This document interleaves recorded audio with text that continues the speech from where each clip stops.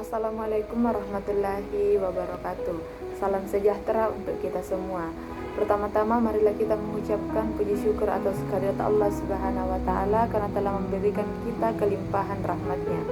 Tidak lupa pula kita kirimkan salawat serta salam kepada junjungan kita Nabiullah Muhammad sallallahu alaihi wasallam. Allahumma shalli ala Muhammad wa ala ali Muhammad. Yang terhormat dosen pengampu mata kuliah Manajemen Strategi Ibu Nur Alia Rahma SPD MPD. Baik, saya atas nama Nur Halisa dengan NIM 24090450001 dari kelas A, Prodi Pendidikan Ekonomi, Fakultas Ekonomi dan Bisnis Universitas Negeri Makassar. Nah, pada kesempatan kali ini saya akan mempresentasikan mengenai bisnis plan yang telah saya buat. Jadi bisnis plan yang telah saya buat itu bernama Ahnulisa Farm. Nah, yang pertama yang akan saya bahas mengenai tentang bisnis ini. Jadi nama usaha ini adalah Ahnulisa Farm. Nama ini berasal dari nama keluarga saya, dari gabungan nama bapak saya itu Ali, ibu saya Harni, dan saudari perempuan saya satu-satunya atas nama Nunu, dan saya sendiri atas nama Nur Halisa atau kerap dipanggil dengan Lisa. Nah, pemilihan nama ini memiliki makna kebersamaan, kekuatan, serta gotong royong dalam sebuah keluarga.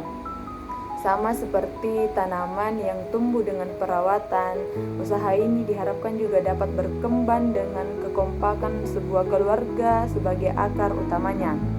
Nah, Ahnulisa Farm ini bergerak di bidang pertanian, khususnya dalam budidaya dan penjualan sayuran organik. Kegiatan utamanya itu seperti menanam sayuran sehat tanpa bahan kimia atau bahan yang berbahaya, memasarkan hasil panen langsung kepada konsumen melalui pasar lokal maupun online. Jadi usaha ini juga dapat menjalin kerjasama dengan rumah makan atau penyedia makanan sehat. Di sisi lain juga Ahnulisa Farm berencana menyediakan paket langganan sayuran segar yang dikirim secara rutin sehingga konsumen dengan mudah menikmati hasil panen berkualitas dari kebun yang telah kami buat. Baik, yang kedua yang akan saya bahas mengenai latar belakang dari usaha Ahnulisa Farm. Jadi kebutuhan masyarakat akan makanan sehat semakin meningkat seiring dengan kesadaran mereka mengenai menjaga pola hidup sehat. Nah, sayuran ini menjadi salah satu kebutuhan pokok sehari-hari masyarakat. Tapi tidak semua sayuran yang kita temui itu menjamin bahwa sayuran itu bebas dari bahan-bahan kimia yang berbahaya. Dapat dilihat dari kondisi sekarang, Ahnulisa Farm ini hadir sebagai solusi dengan menyediakan sayuran organik, segar, dan sehat, aman dikonsumsi dan ditanam secara alami tanpa pestisida kimia. Jadi selain dari peluang pasar yang besar, usaha ini juga lahir dari hobi keluarga yang sama-sama gemar berkebun. Jadi dalam keluarga saya itu semuanya hobi menanam sayuran, berkebun, dan berbaur dengan alam. Nah, kegiatan menanam yang awalnya ini hanya dilakukan sebagai kesenangan bersama, kemudian berkembang menjadi ide bisnis yang bermanfaat bagi banyak orang. Dengan memadukan kegemaran keluarga dengan menanam sayuran, nilai kebersamaan, serta kebutuhan pasar akan pangan sehat, Ahnulisa Farm tidak hanya berfokus pada keuntungan, tetapi juga pada keberlanjutan lingkungan dan pemberdayaan masyarakat sekitar. Jadi dengan adanya usaha ini diharapkan masyarakat lebih mudah memperoleh sayuran sehat sekaligus mendukung pertanian lokal yang ramah lingkungan. Yang selanjutnya adalah visi dan misi dari usaha Ahnulisa Farm. Visinya Ahnulisa Farm adalah menjadi penyedia sayuran organik yang sehat dan lokal, berkualitas dan ramah lingkungan, dan mengedepankan nilai kekeluargaan serta keberlanjutan. Nah, usaha ini ingin dikenal bukan hanya sebagai tempat membeli sayuran, tetapi juga sebagai simbol gaya hidup sehat dan cinta lingkungan. Misinya yang pertama, menghasilkan sayuran organik sehat, segar dengan standar kualitas tinggi tanpa menggunakan bahan campuran seperti bahan kimia berbahaya. Yang kedua, menjadikan hobi berkebun keluarga sebagai sarana produktif yang dapat dimanfaatkan bagi masyarakat luas. Yang ketiga, memanfaatkan lahan secara bijak dengan sistem pertanian berkelanjutan yang ramah lingkungan. Yang keempat, menjalin hubungan baik dengan konsumen atau pembeli melalui pelayanan jujur, transparansi, dan berkualitas. Yang terakhir atau yang kelima, berkontribusi dengan pemberdayaan masyarakat sekitar dengan membuka lapangan pekerjaan bagi masyarakat dan memberikan edukasi mengenai pentingnya pola hidup sehat melalui konsumsi sayuran organik yang bebas akan bahan kimia. Jadi yang selanjutnya yang akan saya bahas mengenai analisis SWOT-nya. Yang pertama mengenai kekuatan. Jadi berasal dari hobi keluarga yang sama-sama suka berkebun dan menanam sayuran, ini memberikan nilai kebersamaan. Selanjutnya produknya ini berupa sayuran organik yang sehat dan aman dikonsumsi. Tren gaya hidup sehat juga mendukung produk ini yang banyak digemari sekarang dalam masyarakat. Yang kedua ada kelemahannya atau weakness. Jadi modal awal ini terbatas sehingga kapasitas produksi belum maksimal. Dapat kita ketahui teman-teman, jika kita ingin menanam sayuran pasti membutuhkan modal yang banyak, terutama kayak pemilihan lahan dan sebagainya. Yang selanjutnya ada edukasi pasar masih dibutuhkan karena harga sayuran organik lebih tinggi dibandingkan harga sayuran biasanya. Jadi Anulisa Farm ini menyediakan juga sayuran-sayuran yang ditanam secara hidroponik dan ditanam langsung di tanah. Selanjutnya pengalaman bisnis yang masih perlu dikembangkan. Jadi kita ini dalam keluarga masih membutuhkan pelatihan mengenai usaha-usaha yang akan kami buat dalam bidang pertanian. Yang ketiga itu ada opportunities atau peluangnya. Jadi permintaan sayur organik terus meningkat seiring dengan kesadaran pola hidup sehat. Selanjutnya potensi kerjasama dengan restoran sehat, kafe, dan pasar modern. Yang selanjutnya promosi mudah dilakukan melalui media sosial dan platform digital. Jadi kita tidak terlalu susah untuk mempromosikan produk-produk kita karena zaman sekarang itu sudah digital. Yang selanjutnya atau yang terakhir ancaman. Jadi persaingan dengan petani besar atau produk impor ini menjadi salah satu ancaman dari usaha Anulisa Farm. Jadi fluktuasi harga juga di pasar ini dapat mempengaruhi keuntungan dari usaha kami. Jadi risiko cuaca juga menjadi salah satu hambatan atau ancaman dari usaha ini, seperti risiko cuaca yang tidak menentu dan serangan hama yang bisa saja mengurangi hasil panen dari usaha kami. Yang selanjutnya yang akan saya bahas mengenai analisis pasar dan marketing. Yang pertama, analisis pasarnya. Target utama dari usaha Anulisa Farm yaitu keluarga yang peduli akan kesehatan. Selanjutnya juga ada restoran kayak kafe dan catering, pasar modern dan toko sayuran organik juga menjadi target utama usaha ini, dan konsumen online melalui media sosial dan marketplace. Yang kedua ada tren pasar. Jadi kesadaran masyarakat tentang pola hidup sehat semakin meningkat. Permintaan terhadap sayuran organik naik karena dianggap lebih aman dan lebih berkualitas.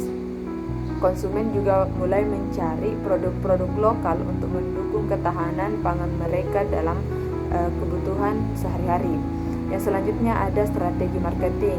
Jadi yang pertama itu ada branding, seperti mengangkat nilai kekeluargaan dan kealamian dari nama Anulisa Farm sebagai ciri khasnya.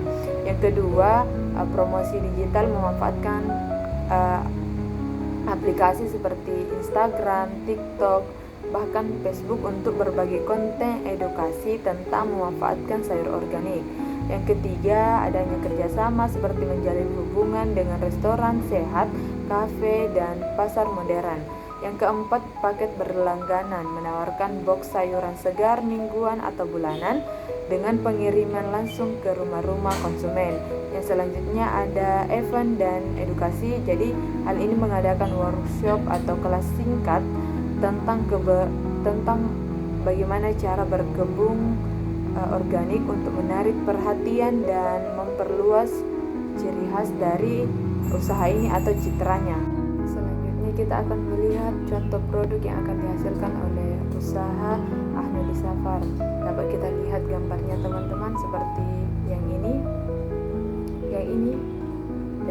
ini juga menjadi salah satu contoh produk yang akan dihasilkan. Dan yang terakhir gambar ini. Itulah tadi gambar-gambar yang mungkin menjadi gambaran atau contoh dari produk yang akan dihasilkan dari usaha yang telah saya buat. Pembahasan selanjutnya mengenai analisis sumber daya manusianya. Jadi keunggulan dan kompetensi sumber daya manusia yang diperlukan oleh usaha pemilik sebagai berikut. Yang pertama, tentu hobi berkebun atau memiliki motivasi tinggi dan konsisten. Yang kedua, memiliki kekompakan keluarga, kerjasama yang solid. Yang ketiga, memiliki pengalaman praktis dalam menanam sayuran. Yang keempat, budidaya modern, dapat manajemen hama, perencanaan produksi. Dan yang kelima, komunikasi, promosi digital, dan branding produk. Yang keenam atau yang terakhir ada kerjasama tim, networking, dan pelayanan pelanggan. Jadi gambaran potensi sumber daya manusia, kemungkinan usaha ini akan merekrut tim dari tingkat pendidikan SD sampai SMP. Mungkin kami membutuhkan 3, tingkat SMA kami membutuhkan 1, sarjana kami membutuhkan 1, jadi total semua itu ada 5.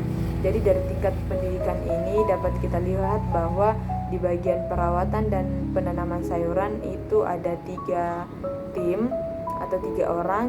Di bagian pemasaran cukup 1 orang saja. Yang bagian pengelola keuangan dan lain-lain sebagainya itu cukup 1 orang, jadi totalnya pas 5. Selanjutnya mengenai rencana pengembangan usaha. Jadi rencana pengembangan usaha yang pertama ada strategi pemasaran. Jadi dalam strategi pemasaran ini kami dapat memanfaatkan media sosial seperti yang telah saya sebutkan tadi, seperti Instagram, Facebook, dan TikTok untuk promosi, membuat branding produk dengan nama, logo, dan kemasan yang menarik. Jadi ini menjadi salah satu juga strategi pemasaran yang akan kami lakukan. Selanjutnya memberikan promo awal, diskon atau paket, bonus kecil, dan lain sebagainya. Selanjutnya menjalin kerjasama dengan warung-warung atau toko-toko atau pasar lokal untuk memperluas jangkauan atau jaringan dari usaha ini. Dan selanjutnya mengikuti pameran atau pasar UMKM. Yang selanjutnya atau yang kedua, strategi produksi. Nah, yang pertama ini dalam strategi produksi menjaga kualitas bahan baku agar tetap segar, agar produksi ini konsisten dan aman untuk dikonsumsi oleh masyarakat atau pembeli. Yang selanjutnya menerapkan sistem produksi sederhana tetapi tetap efisien, mengurangi limbah dan hemat akan biaya. Yang selanjutnya memanfaatkan teknologi sederhana, alat pengelola atau penyimpanan kemasan untuk mempercepat proses produksi. Yang selanjutnya melakukan inovasi produk secara berkala, varian sayuran mungkin yang akan ditanam, dan jenis-jenis tanaman sehat lainnya yang akan kami inovasikan dalam usaha ini. Yang terakhir menetapkan standar operasional SOP agar mutu tetap terjaga. Yang ketiga ada strategi organisasi. Nah, dengan membagi tugas sesuai dengan kemampuan atau di bidangnya masing-masing, seperti ada yang di bagian menjaga atau yang berkebun, ada yang bagian pemasaran, dan ada juga yang bagian keuangan. Jadi dengan menyusun struktur sederhana dari pemilik, pekerja, dan sebagainya, ini akan menjadi strategi organisasi yang baik. Selanjutnya usaha ini akan memberikan pelatihan dasar untuk meningkatkan keterampilan dari karyawan atau timnya, menetapkan juga sistem komunikasi rutin agar dapat mengatur atau mengkoordinir lebih lancar.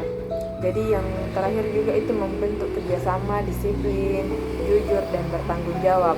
Yang keempat, strategi keuangannya. Jadi dalam usaha ini kami akan mencatat semua transaksi-transaksi yang terjadi seperti pemasukan dan pengeluaran secara rapi. Jadi kita dapat mengetahui apa saja yang kita beli, apa saja yang kita keluarkan dalam usaha ini. Selanjutnya kita bisa memisahkan uang pribadi dan uang usaha, mengatur modal kerja untuk bahan baku, produksi, dan pemasaran. kita juga bisa menyisihkan sebagian keuntungan untuk pengembangan usaha seperti alat produksi, perluas pasar, dan membeli bibit-bibit yang memiliki kualitas tinggi. Yang terakhir, mencari peluang bantuan modal dari koperasi atau bank atau program pemerintah jika diperlukan. Nah, ini poin yang terakhir jika diperlukan, teman-teman. Jika kita memiliki modal yang cukup, kita tidak perlu mencari bantuan-bantuan dari kayak koperasi, bank, dan sebagainya. Baik, selanjutnya saya akan menampilkan mengenai analisis keuangan dari bisnis plan yang telah saya buat. Itulah tadi gambaran mengenai analisis keuangan dari usaha Anulisa Farm. Selanjutnya yang akan saya bahas mengenai dampak dan resikonya. Jadi usaha Anulisa Farm ini memiliki beberapa dampak positif yang dapat dirasakan bersama, baik secara ekonomi, sosial maupun lingkungan. Jadi dari sisi ekonominya ini, usaha Anulisa Farm bisa memberikan atau membuka lapangan pekerjaan untuk masyarakat sekitar. Jadi hal ini dapat menambah penghasilan mereka dengan pekerjaan yang sesuai dengan bidangnya. Di sisi lain juga dalam bidang sosialnya, usaha ini juga ikut mendorong perputaran ekonomi lokal melalui aktivitas jual beli seperti pembelian bibit, pupuk, dan distribusi sayuran segar. Dari sisi sosialnya, Anulisa Farm ini dapat menjadi contoh inspirasi untuk usaha yang produktif yang berbasis dengan hobi keluarga, sekaligus meningkatkan kesadaran masyarakat akan pentingnya mengkonsumsi sayuran segar dan sehat.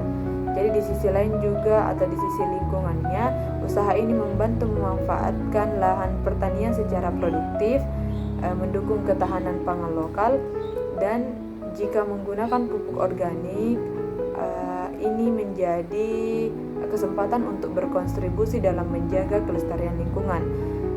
Tapi teman-teman, di sisi lainnya, di balik adanya dampak positif tersebut, Anulisa Farm juga memiliki beberapa risiko yang perlu diantisipasi. Dari segi produksinya, hasil panen bisa saja terganggu oleh serangan hama, penyakit tanaman, maupun cuaca yang kadang berubah-ubah. Jadi, kualitas sayuran yang mudah rusak dan risiko jika tidak segera diatasi dengan baik. Dari segi pemasarannya, persaingan dengan harga petani lain. Jadi fluktuasi permintaan konsumen serta ketergantungan pada saluran distribusi dapat menjadi tantangan tersendiri. Dari sisi keuangannya pula, modal awal yang relatif besar serta potensi kerugian akibat panen yang tidak sesuai dengan yang diharapkan. Selain itu, dari sisi aspek sumber daya manusia, keterbatasan tenaga kerja, beban kerja yang tinggi, dan masa tanam yang mungkin relatif lama, serta kurangnya pengalaman dalam memanajemen pertanian modern bisa menjadi kendala besar juga dalam pengembangan usaha ini. Baik, mungkin itu saja pemaparan bisnis plan yang dapat saya sampaikan pada hari ini. Jadi berkebun ini memiliki manfaat besar bagi kita semua, baik secara fisik, mental, dan lingkungan kita, baik di lahan kecil maupun besar. Nah, berkebun ini memungkinkan kita untuk terhubung langsung atau dekat dengan alam dan diri kita sendiri, sekaligus memberikan dampak positif bagi masyarakat yang ada di sekitar kita. Jadi mungkin itu saja pemaparan materi atau bisnis plan yang dapat saya sampaikan pada kesempatan kali ini. Apabila ada kekurangan mohon dimaafkan. Akhir kata, wassalamualaikum warahmatullahi wabarakatuh, dan sampai jumpa.